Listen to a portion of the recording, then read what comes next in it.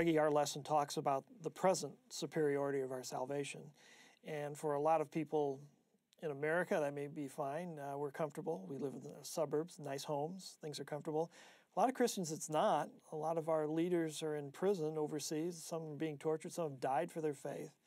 Is it really true, accurate to say that our present salvation is superior when all this is going on? Well, Larry, that's a great question.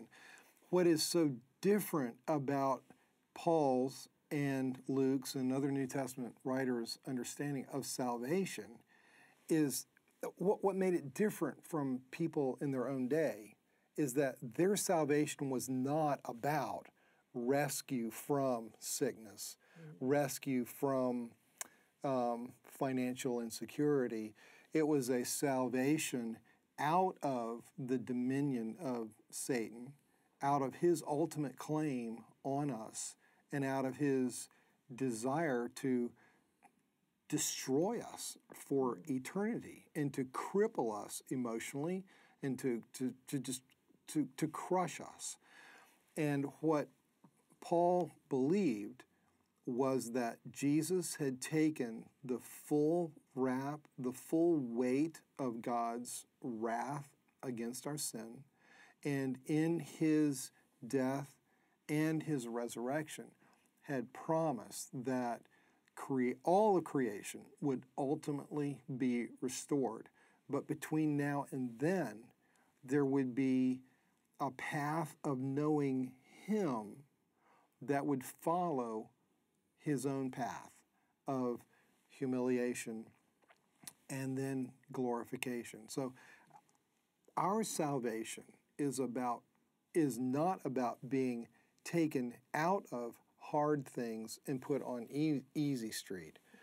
Our salvation is about being rescued from the claim of the evil one to take us out. And it's a salvation that is to a relationship of becoming more like Christ himself. And so the hope that Christians have always known is a knowing of him in the midst of whatever circumstances we're in. And you're right, for some Christians, the circumstances look easy. For other Christians, the circumstances look hard. But the reality may be very different than the perception. For some people, that life of apparent ease is not easy at all. People who live in what look like they're very comfortable circumstances are often beset by crippling physical problems, crippling relational problems, and sometimes people who are called to live in what from the outside look like catastrophic circumstances simply know a joy, simply know a privilege and a nobility of suffering with him, for him, and in him. So it's just not really possible. It's not really possible to judge how a person is doing or how they're experiencing salvation on the basis of those external things.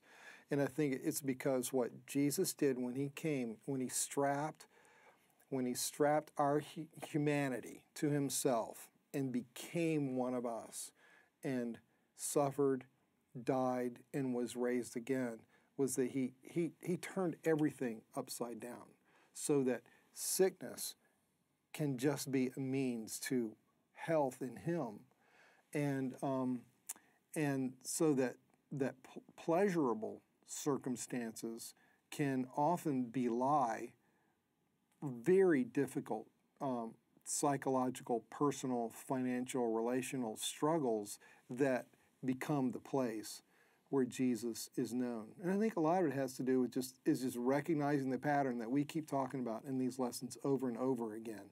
And that's the already and the not yet, the coming of the kingdom in a partial sense now, in our forgiveness, in his assertion of his rule and authority in our lives, in his promise that he is with us, and the not yet, where his work is not yet done. And that part of the not yet is that we are called to know a measure ourselves of his sufferings. And that is the privilege. And part of the key, I think, of the Christian life is recognizing that every day's measure of sufferings and struggling with limitations is the privilege of knowing him better in a way that we would not have known him otherwise if it were not for those, those limitations that seem to be so bad, but really are the occasions for his pressing his own life further upon us, or taking his life deeper into us.